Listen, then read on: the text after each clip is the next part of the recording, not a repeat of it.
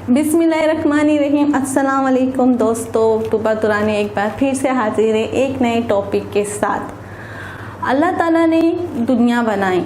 अल्लाह ताला ने दुनिया बहुत ही एक कहना चाहिए कि एक वक्त और एक उस लिमिट्स में बनाई है कि जैसे कि सूरज होता है, सूरज जब तुलु आफ्ताब पे आता है तो चांद अपने दूसरे किनारे पे चला जाता है, और जब चांद आता है तो सूरज अपने दूसरे किनारे पे चला जाता है। इसी तरह अल्लाह ताला ने हर इंसान, जानवर, परिंदों को भी एक बाकायदा चीज़ उसमें बनाया। आप एक पौधा ही ले लीजिए, जब एक पौधे का बीज हम लेते हैं तो हम वो बीज डालते हैं तो उसमें पहले कोंपल फूटती है, फिर पौधा होता है, फिर वो एक तनाव दरख्त बनता है। इसी तरह अगर किसी परिंदे की बात की जाए, वो एक अंडा देता है और अंडे में से फिर बच्चा निकलता है, फिर वो एक परिंदा बड़ी शक्ल इख्तियार करता है। इसी तरह इंसान है, इंसान भी एक नौमौलूद बच्चे की शक्ल में इस दुनिया में आता है, फिर वो अपने एक बचपन की दहलीज पार करता है, लड़कपन पे आता है, जवानी पे आता है और बुढ़ापे पे आता है।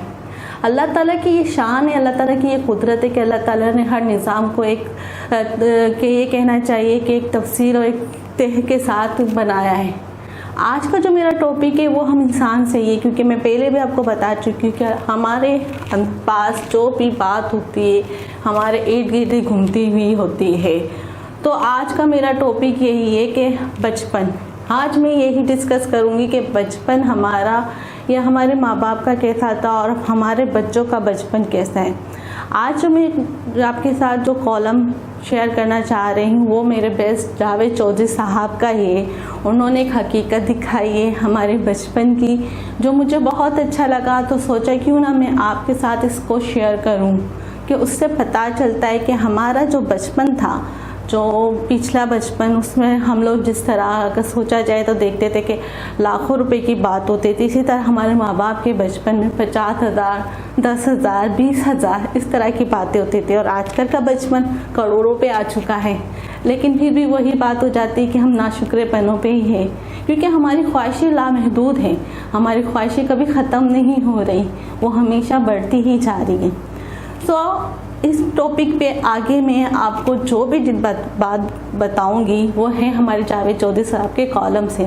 तो चलिए वो मैं आपको पढ़ के बताती हूँ। आई होप आपको बहुत अच्छा लगेगा और आपको मज़ा भी आएगा आज के कॉलम के साथ। आप किसी रोज़ अपने बचपन और अपने बच्चे के बचपन का मौज़ाना भी कर लें, आपको दोनों में ज़मीन आसमान का फ़र्क मिलेगा। आपके घर में बचपन में एक पंखा होता था और पूरा खानदान ओए पंखा इधर करे की आवाज़ लगाता रहता था।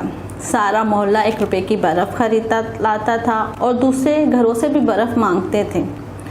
हमसायों से सालन मांगना, शादी ब्याह के लिए कपड़े मांगना, जूते उतार लेना, ये सब आम था। बच्चे पुरानी किताबें पढ़कर इम्तिहान देते थे। लोगों ने बाहर और घर के लिए जूते कपड़े अलग रखे होते थे। दस्तरखान पर दूसरा सालन अय्याशी होता था। स्वीट डिश में सिर्फ मीठे चावल और खीर बनती थी। मुर्गी सिर्फ बीमारी के हालत में पकाई जाती थी और बीमार बेचारे को सिर्फ उसका शोरबा ही मिलता था। पूरे मोहल्ले में एक फ़ोन होता था और सब अपने रिश्तेदार को वही नंबर दे रखे होते थे। टेलीविज़न को इज्तिमाई दुआ की तरह देखा जाता था। बच्चे को नए कपड़े, नए जूते सिर्फ ईद पर ही मिलते थे। साइकिल खुशहाली की अलामत था और मोटरसाइकिल के मालिक को अमीर समझा जाता था। गाड़ी सिर्फ किराए पर ली जाती थी। बस और ट्रेन के अंदर दाखिल होने के लिए बाकायदा धींगा मुश्किल होती थी। कपड़े फट जाते थे। घर का एक बच्चा टीवी का एंटीना ठीक करने के लिए वक्फ होता था। वो आधी रात तक ओए नवीदे की आवाज़ पर दौड़ कर मुट्ठी पर चढ़ जाता और एंटीने को आहिस्ता आहिस्ता दाएं से बाएं घुमाता रहता था, और इस वक्त तक घुमाता रहता जब तक नीचे से पूरा ख़ानदान ओए बस की आवाज़ ना लगा देता। पूरे घर में एक गुस्लखाना और एक ही टॉयलेट होता था और इसका दरवाज़ा हर वक्त बाहर से बजता रहता था। सारे बाजार मस्जिदों के टॉयलेट इस्तेमाल करता था। नहाने के लिए मस्जिद के गुस्लखाने के सामने कतार लगी थी। नाई के गुस्लखाने भी चलते थे। ये सर्दियों में हमाम के नीचे लकड़ियाँ जलाते रहते थे और लोग गुस्लखानों के अंदर गर्म पानी के नीचे खड़े रहते थे। और नाई जब इनसे कहता था ओ बाबूजी बस कर दियो, पानी ख़त्म हो गया, تو وہ اس آواز سے استرا یا تیل مانگ لیا کرتے تھے، اور لوگ کپڑے کے کونے میں روٹی باندھ کر دفتر لے جاتے تھے۔ بچوں کو بھی روٹی یا پراٹھے میں اچار پھانک کر اسکول بھیجوا دیا جاتا تھا، اور یہ لنچ بریک کے دوران یہ لنچ پھڑکا کر نلکے سے پانی لے لیتے تھے۔ اور یہ وہ زمانہ تھا جس میں کھانا نہیں ہوتا تھا، روٹی ہی ہوتا تھا۔ امیر ترین اور غریب ترین شخص بھی ڈنر یا لنچ کو روٹی ہی کہتے تھے۔ لوگوں کو کھانے کی نہیں، روٹی کی دعوت دیتے تھے۔ اور یہ زیادہ پرانی بات نہیں ہے، یہ 40 سے 50 سال پہلے کے درمیان کی بات ہے۔ اس ملک کا ہر شخص اس دور سے گزر چکا ہے۔ آپ کسی سے پوچھ لیں، آپ کو ہر عرضی عمر کے پاکستانی کے ٹانگ پر سائیکل سے گرنے کے نشان ملیں گے، اور اس کے دماغ میں اینٹینے کی یادیں بھی ہوگی۔ کوئلے کی انگیٹھی اور فرشی پنکھے کی گرم ہوا بھی ہم سب نے یہاں سے زندگی شروع کی تھی۔